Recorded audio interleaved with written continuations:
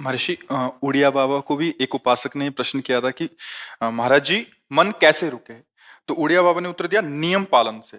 यदि हम नियम पर दृढ़ रहें तो मन हमारा क्या कर सकता है? नियम तो परमात्मा देखता है। हम लोग नियम पर दृढ़ नहीं रहते, इसी से हमारे देश की दुर्दशा है। संध्या वंदन तक का नियम जाता रहा है। भजन करने के लिए नियम की बड़ी आवश्यकता। हाँ, बड़े नियम की आवश्यकता है। तो जैसे प्रातः काल से सायंकाल तक की हर व्यक्ति की अपनी एक दिनचर्या होनी चाहिए। ऐसा नहीं कि आज हम 4 बजे उठे, कल 7 बजे उठे, पर फिर मन को आप कंट्रोल नहीं कर पाएंगे। मन के लिए एक दिनचर्या होनी चाहिए कि हमको 10 बजे सोना है, 4 बजे उठ जाना है। तो फिर 4 से 4:15 नहीं होना चाहिए, 4 बजे उठ जाना, ऐसा नियम बना ले। और उठ करके हमको थोड़ी देर नाम जप करना है, थोड़ी देर हमें वाणी जी का गायन करना है, थोड़ी देर हमें ध्यान, एक अपनी दिनचर्या। फिर हम अपने संसार के कार्य के नियम, जो संसार के कार्य हैं, उनको भी करते हुए भगवान को समर्पित करें। जैसे जो पद में है, जो आपको राष्ट्र सेवा मिली है, जो आपको समाज सेवा के पद मिले हैं, या आपको जो घर की सेवा के कार्य मिले हैं, उनमें बहुत धर्म पूर्वक आचरण होना चाहिए। अगर आप अधर्म आचरण करते हैं, अपने पद का दुरुपयोग करते हैं, तो आप सुबह जग करके थोड़ा माला चला लीजिए, फिर भी आपका कल्याण नहीं होगा, क्योंकि आप अपने पद का, अपने सेवा का दुरुपयोग कर रहे हैं। जैसे हम जानते हैं कि अधर्म आचरण है, ये अधर्मी है, हमें पता है दोषी है, और वो हमको कुछ धन दे देता है, और हम उसको मुक्त करवाने की बात सोचते हैं, और जो निर्दोष है उसको फंसा देते हैं। अब तुम चाहे जितना माला चलाने की कोशिश करो या दान पुण्य करो, वो तुम्हारा अधर्म आचरण, वो अधर्म का धन तुम्हें सतमार्ग में नहीं जाने देगा। नियम लेना चाहिए कि जिस पद में है, जिस धर्म में है, जिस कर्तव्य में है, चाहे कुछ भी हो जाए, हम अपने कर्तव्य से विमुख नहीं होंगे। जितना जप महान है, उतने कर्तव्य महान है। दोनों बातें समझना है। जब माला फेरा और इसके बाद बेईमानी, अधर्माचरण, इनका कोई नियम नहीं है कि हमें कैसे चलना है, तो वो माला काम नहीं कर पाएगा, क्योंकि उसका तभी सत्य भाव माना जाएगा माला जपला जब धर्माचरण है। धर्माचरण नियम से। बोले वो बड़े कट्टर नियम वाले हैं, उनको घूस नहीं, आप उनको भयभीत करके नहीं काम करवा सकते, प्रलोभन में काम नहीं करा सकते। ये हमारी गृहस्थी है ना, तो गृहस्थी के पालन के लिए धन चाहिए, और धन के लिए हम धर्म को आगे रखें, धन को नहीं। धर्म को, हमारा कर्तव्य क्या, प्रायः जैसे पूज्य बाबा ने कहा, आज हमारे देश में बहुत दुर्दशा हो रही है। दुर्दशा हो रही, क्यों? क्योंकि सब अपनी जगह से गलत हो रहे हैं। अगर अपनी जगह हम ठीक रहे तो हमारी दुर्दशा नहीं होगी, हमारा भजन कम होगा, लेकिन हम धर्म से चल रहे हैं तो हम विजयी होंगे। हम भगवान को प्रसन्न कर सकते हैं, क्योंकि हमें जो कार्य मिला है वो भगवान का ही कार्य, सृष्टि भगवान का कार्य। जैसे नए बच्चे कुछ वकालत पढ़ रहे थे, तो यहाँ आके प्रश्न किया था कि हम जानते हैं कि वो दोषी नहीं है, हम जानते हैं कि वो दोषी है, पर दोषी हमें पैसा दे रहा है, तो हम वकालत पढ़ी इसीलिए, हम उसको जिताएंगे, तो क्या कोई पाप है? तो उनका खुला पाप है। बोले नहीं, हमारी कोई ऐसा कंपनी दो, ऐसा कुछ बोले कि हमारी कंपनी को ये सिखाया जाता है, तो हमको तो ये करना ही होगा, अगर नहीं करेंगे तो हमारी वकालत का मतलब क्या रहा? तो नहीं, वकालत का मतलब अधर्मी को मुक्त करवाना नहीं है। वकालत का मतलब अधर्मी के सबूत एकत्रित करके उसको दंड दिलवाना है, और धर्मात्मा को मुक्त करवाना है। अब इसके लिए आपके पास अर्थव्यवस्था अगर कमजोर भी है, तो धर्म व्यवस्था आपकी पूरी है। धर्म व्यवस्था ठीक है तो परिवार स्वस्थ रहेगा, सुखी रहेगा, भगवान आप पर प्रसन्न रहेंगे। अच्छा, फिर हमने तर्क रखा कि जैसे आपकी बहन के साथ कोई गलत व्यवहार करे, आपको पता है, और वो आपको 10 लाख रुपया घूस दे, तो क्या आप उसका पक्ष लेंगे? नहीं। तो फिर दूसरी बहन के साथ किया है। अब यहां विचार करना है ना, अपने भाई का अगर कत्ल किए हो, मुझे पता हो कि ये दोषी है, तो क्या हम पैसे से उसको मुक्त करने देंगे? लगेगा कि जान की बाजी लगा देंगे, और तुम्हें हम, ऐसे ही एक गरीब आदमी की किसी ने हत्या की है, तो आपका पक्ष बनता है। पर यह ज्ञान कहां मिलेगा? बिना अध्यात्म के ज्ञान तो मिलेगा नहीं। ज्ञान तो इस बात का मिला कि कैसे पैसा कमाया जाए। अच्छा, वो पैसा यदि अधर्म से आया है तो आपकी दुर्दशा कर देगा, आपकी बुद्धि भ्रष्ट कर देगा।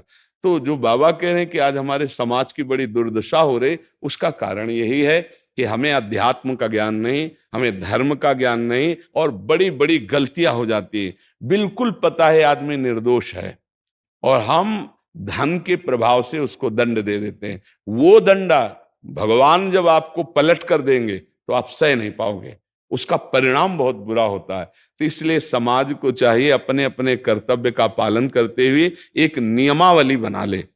जैसे कुछ दुकानों का नियम होता है कि वहां फिक्स रेट होता है, नहीं होता? वहां ये नहीं चलेगा कि कसम से कहते हैं कि तुम्हें हम अपना जान करके कि 100 रुपया मीटर ये मिला है, हम बिल्कुल मुनाफा नहीं ले रहे। नहीं, झूठ क्यों बोल रहे हो?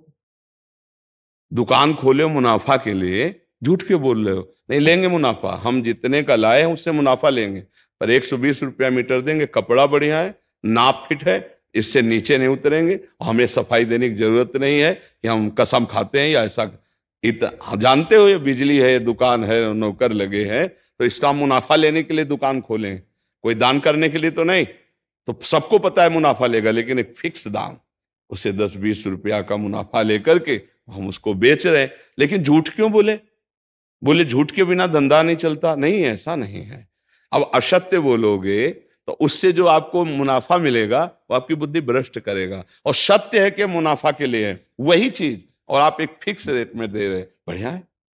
अब अगर आप कोई मिलावट करके भोजन सामग्री दे रहे, आपको पता है, तो जो खाने वाले के हृदय में बैठे हुए भगवान है वो तुम्हारे जीवन में मिलावट कर देंगे, तुम्हारा जीवन महान दुखमय हो जाएगा। ये कहां समझा जाता है? एक आदमी सिंथेटिक दूध बना रहा है, उससे कहो ये अपने बच्चे को पिला, नहीं पिलाएगा। फिर ये दूसरे का बच्चा जब पिएगा तो उसकी हालत क्या होगी? दूसरे शरीर में जाएगा तो हालत क्या होगी? वो केवल धन की बुद्धि रख रहा है। एक आदमी घी में केमिकल मिला रहा है, एक ऐसे अभक्ष पदार्थ मिला है, वो स्वयं नहीं खाएगा, लेकिन वो होटलों में भेजा जाएगा, हजारों लाखों लोग खाएंगे, बीमारी बढ़ेगी, उसको रुपया से मतलब है। ये चीज, ये दुर्दशा हर जगह धर्म का ज्ञान न होने के कारण फैल रही, नहीं फैल रही। एक मरीज बीमार है, असली दवाओं में पैसे ज्यादा है, नकली दवा लेकर के असली के दाम में बेच देना, उसको बिल्कुल फायदा ना होना, लेकिन परमात्मा देख रहा है। तुम जानते हो नकली दवा है, वो तो नहीं जानता बेचारा, ज्यादा पढ़े लिखे नहीं, किसान आदमी गांव का आया है, तुमने दे दिया और उसने पैसा दिया असली के। अब वो पैसा तुम्हारी बुद्धि भ्रष्ट करेगा, तुम्हारे परिवार में कलह पैदा करेगा और तुम्हारा पतन कर देगा। ऐसे हर डिपार्टमेंट में, हर विषय में यदि हम अपने धर्म से चले, अपने सत्य से चले और थोड़ा भी भजन होगा, वो आपको उत्तम गति प्रदान करेगा। पर ऐसा कहां समझ में आ रहा? अध्यात्म के बिना भला ऐसा समझ में आएगा? तो इसीलिए कह रहे हैं हमारे देश की दुर्दशा हो रही। पूर्वजों में पहले यह था कि हमारा धर्म नहीं जाना चाहिए चाहे प्राण चले जाएं, हमारा चरित्र नहीं जाना चाहिए चाहे सर्वस्व नष्ट हो जाए।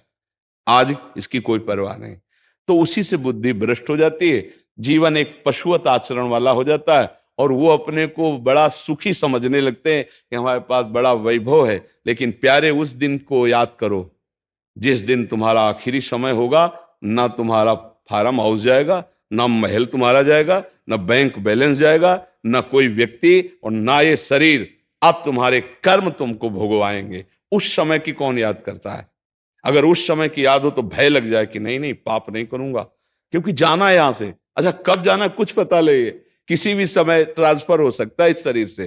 तो हमें लगता है कि महापुरुषों के जो वचन है कि हमें एक नियम से जीवन जीना चाहिए, धर्म पूर्वक जीवन जीना चाहिए, अपने कर्तव्य का पालन करना चाहिए। जो हमारे लिए कर्तव्य, आज प्रायः धन प्रधान बुद्धि होने के कारण कर्तव्य स्वाहा हो रहा है। एक विद्यालय में विद्यार्थी के लिए जो गुरु पद में बैठा, उसका क्या कर्तव्य है? वो अपने कर्तव्य को भूला हुआ है। भला छोटे छोटे विद्यार्थियों को, जिनकी नींव पूरे राष्ट्र सेवा में, समाज सेवा में ये बन सकते हैं, अगर उनको हम सही शिक्षा नहीं दी तो उनका पूरा जीवन बर्बाद हो जाएगा। अगर उनको हम गलत सपोर्ट कर दिए तो उनका पूरा जीवन बर्बाद, क्योंकि नया जीवन है। और जगह जगह अपने अपने कर्तव्यों का यदि पालन किया जाए तो पूरा समाज सुखी हो जाए। लेकिन कर्तव्यहीनता आ रही, कोई अपने कर्तव्य को नहीं समझ रहा है। तो यही बात महापुरुष जनों को दुख लगता है कि अगर सब अपने कर्तव्य का पालन करें, धर्म का पालन करें, भगवान का नाम जप करें तो सब सुखी हो जाए। सुख सब चाहते हैं और आचरण दुख वाले करते, इसीलिए सुख नहीं मिल रहा है, परिणाम में हमें दुख मिल रहा है।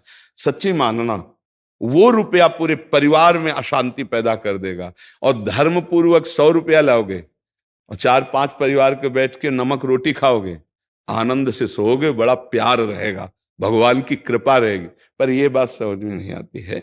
तो ये वृत्ति अगर छोड़ी ना जाएगी तो कुछ भी कर लो, कहीं भी दान पुण्य कर लो, लाभ नहीं मिलेगा। अगर दान देने की बात कही गई है तो धर्म पूर्वक कमाए हुए धन से। अगर आप मेहनत से कमाए हो ना, 10 रुपया दे दोगे ना, तो 10 रुपये का वो आटा लाके अगर 2 रोटी खाएगा तो खूब वजन होगा। और आप 1 लाख रुपया बेईमानी कर रख दोगे ना, तो बैठे बैठे वो गंदा ही सोचेगा, भजन नहीं होगा।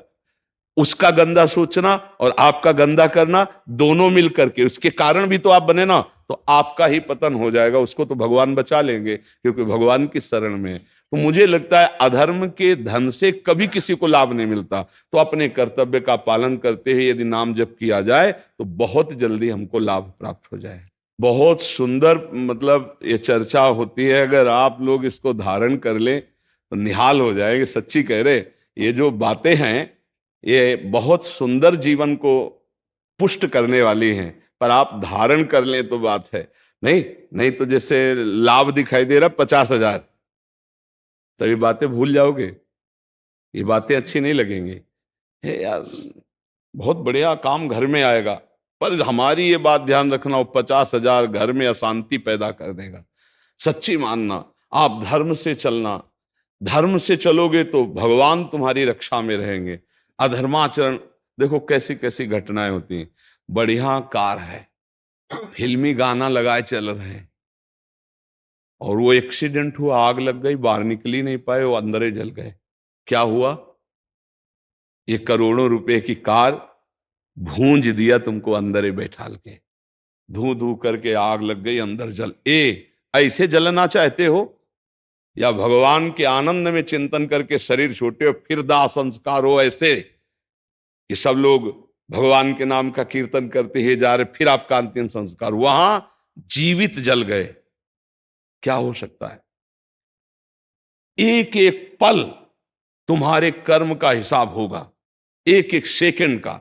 ऐसे कर्म करो कि हमारा अच्छा हिसाब हो, बुरा हिसाब। ये मत समझो कोई देख नहीं रहा, वो देख रहा है जिसको हिसाब करना है, वो देख रहा है। उसके लिए कोई वकील या किसी सबूत की जरूरत नहीं होती, वो सर्वांतर्यामी आपके अंदर बैठे ही देख रहा है। तो सदैव जैसे सत्संग सुन रहे हैं, तो अगर हाथ जोड़ के प्रार्थना है, थोड़ी भी बात मान लोगे तो आप सच्चे सुख के मार्ग में चलने लगोगे।